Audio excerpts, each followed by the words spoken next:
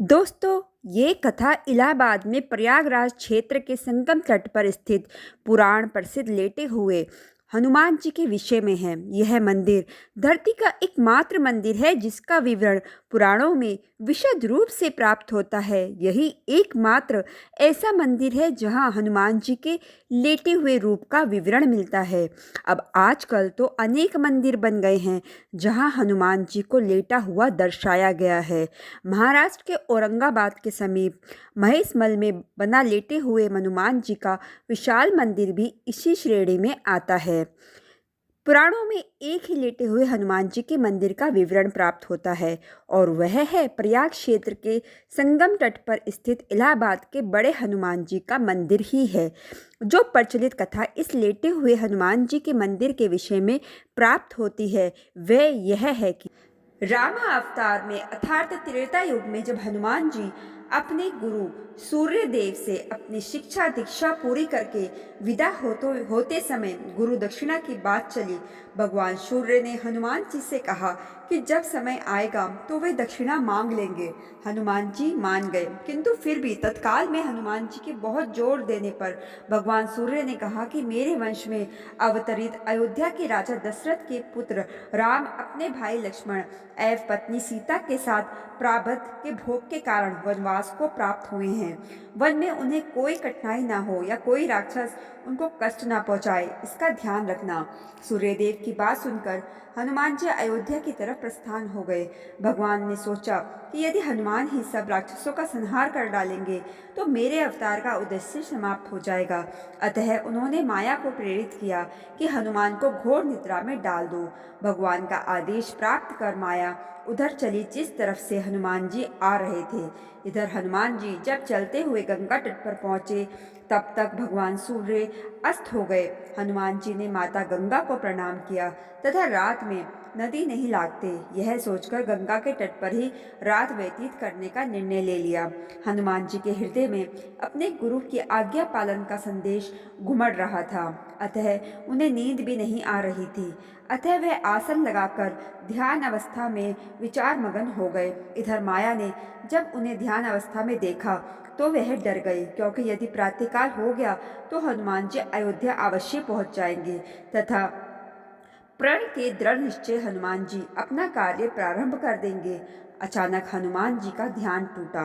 उन्होंने सोचा क्यों न रात सत्संग में बिताई जाए। यह सोचकर वह ऋषि भारद्वाज के आश्रम की तरफ चल पड़े। अब माया और भी निराश हो गई। हनुमान जी भारद्वाज ऋषि के आश्रम पहुंचे। वहां वेद पुराण का व्याख्यान चल रहा था। हनुमान जी वहीं बैठकर कथा सुनने लगे। कथा में भारद्वाज ऋषि ने बताया कि कल यहाँ पर जगत के स्वामी तथा अयोध्या नरेश दशरथ के पुत्र के रूप में अवतरित भगवान राम गंगा को पार कर पहुंचने वाले हैं।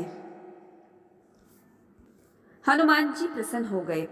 अभी उन्होंने गंगा पार कर अयोध्या जाने का विचार त्याग दिया तथा वही संगम के तट पर ही रहकर भगवान राम की प्रतीक्षा करने का निर्णय लिया। रात्रिकालीन आवश्यक कार्यों को पूरा कर हनुमान जी वही संगम के तट पर लेट गए और उन्हें नींद आ गई। इधर माया को अवसर मिला और उसने हनुमान जी को धर दबोचा।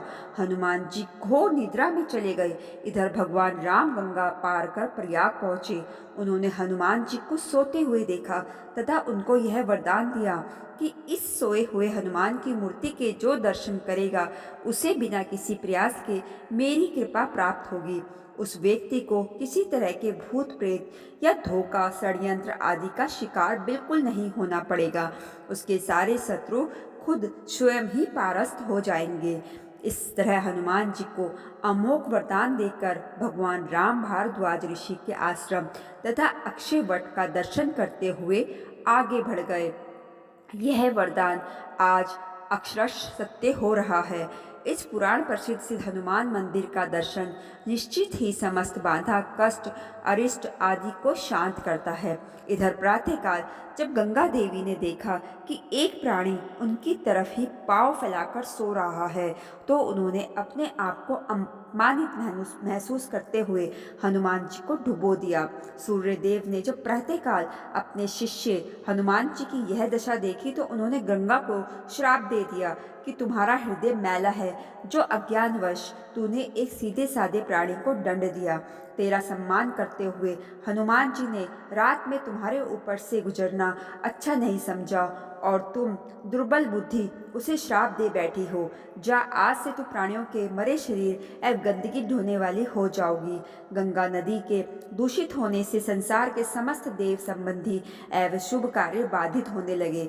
तब समस्त देवताओं ने मिलकर भगवान सूर्य देव की अर्चना की और उपासना की। तब भगवान सूर्य देव ने कहा कि जा गंगे, तेरे जल के ऊपर मेरी किरणें के पड़ते ही तुम्हारे जल की पवित्रता बढ़ जाएगी तथा तुम्हारे जल से मेरा किया हुआ सतवन पूजन कोटि गुना फल देने वाला होगा। भगवान सूर्य के कहने पर गंगा ने कहा कि हनुमान चतुर्मास व्यतीत होते ही पुण्य भगवान राम की सेवा में उपस्थित हो जाएंगे। तब तक हनुमान जी किष्किंधा पर्वत पर सुग्रीव की सेना में लगे रहे। चतुर्मास बीतने पर भगवान राम सीता की खोज करते हुए किष्किंधा पर्वत पर पहुंचे। वहां पर उनकी मुलाकात भगवान राम से हुई। कालांतर में जब मुगल शासन के दौरान अकबर के समय जब बादशाह अकबर ने उस सिद्ध तपोभूमि को अपने किले के रूप में परिवर्तित करना प्रारंभ किया, तब उसके दीवार के ही सीध में सोए हुए हनुमान का मंदिर पड़ गया। उसने तत्कालीन हिंदू धर्म गुरुओं एवं पंडितों को रुपए पैसे का लोभ देकर तथा डरा धमकाकर उस सोए हनुमान जी के मंदिर को अन्यत्र स्थापित करवाने के लिए राजी किया। हनुमान जी की मूर्ति की खुदाई होने लगी। तब समूची मूर्ति की खुदाई नीचे से कर ली गई। तब उसे उठाया जाने लगा। जब लगातार कोशिश के बावजूद भी मूर्ति नहीं उठी, तब उसे भारी सामान उठाने वाली मशीन से उठाने की कोशिश की जाने लगी। जो जो उस मूर्ति को उठाने की कोशिश की गई, वैसे वैसे मूर्ति और भी नीचे धंसती चली गई। अंत में डरकर अकबर ने उस मंदिर को हटवाने का काम बंद करा दिया तथा डर के मारे उसने हनुमान जी की बड़ी पूजा आराधना की।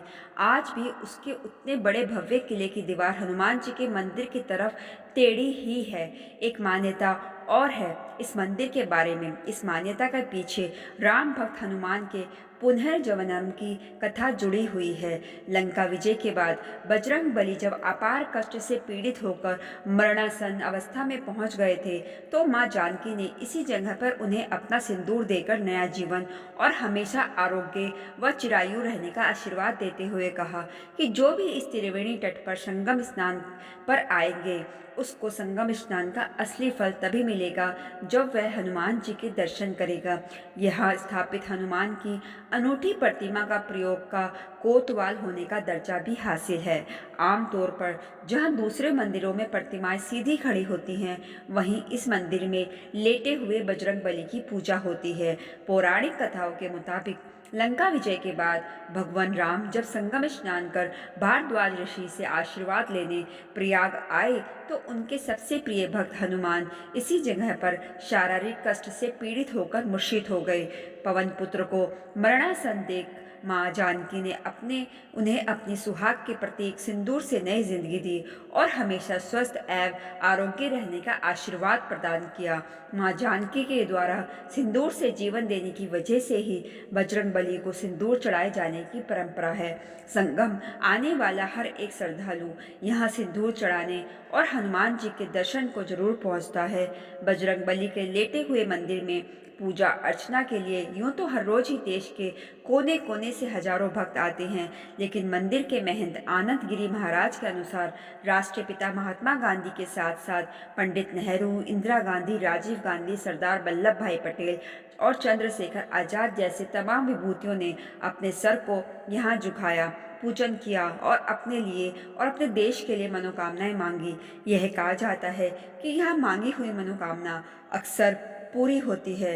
आरोग्य व अन्य कामनाओं के पूरा होने पर हर मंगलवार और शनिवार को यहाँ मन्नत पूरी होने का झंडा निशान चढ़ने के लिए लोग जल्लूस की शक्ल में गाजे बाजे के साथ आते हैं। मंदिर में कदम रखते ही श्रद्धालुओं को अजीब सी सुखद अनुभूति होती है। भक्तों का मानना है कि ऐसी प्रतिमा पूरे विश्व में कहीं मौजूद नहीं है। इलाहाबाद के संगम में स्थित यह मंदिर उत्तर भारत के मंदिरों में अद्वितीय है। मंदिर में हनुमान जी की विशाल मूर्ति आराम की मुद्रा में स्थापित है। यह एक छोटा मंदिर है, फिर भी प्रतिदिन सैकड़ों की तादाद में भक्तगण दर्शन के लिए आते हैं। और इस बार तो प्रयागराज में स्नान जब जो लोग करने आया उन्होंने लेटे हुए हनुमान जी के दर्शन करके अपनी यात्रा को पूर्ण किया। तो दोस्तों, आपको कैसी लगी लेटे हुए हनुमान जी से जुड़ी ये रोचक कहानी? इस कथा को ज़्यादा से ज़्यादा लोगों में ज़रूर शेयर कीजिए। आप भी पुण्य के भागी बनिए और औरों को इस कथा का लाभ भी दीजिए। इस कथा को ज़्यादा से ज़्यादा शेयर करना बिल्कुल मत भूलिएगा। मेरे चैनल को सब्सक्राइब करना भी बिल्कुल मत भूलिएगा और कमेंट में जय श्री राम, जय हनुमान जी की लिखना बिल्कुल मत भूलिएगा। राधे राधे।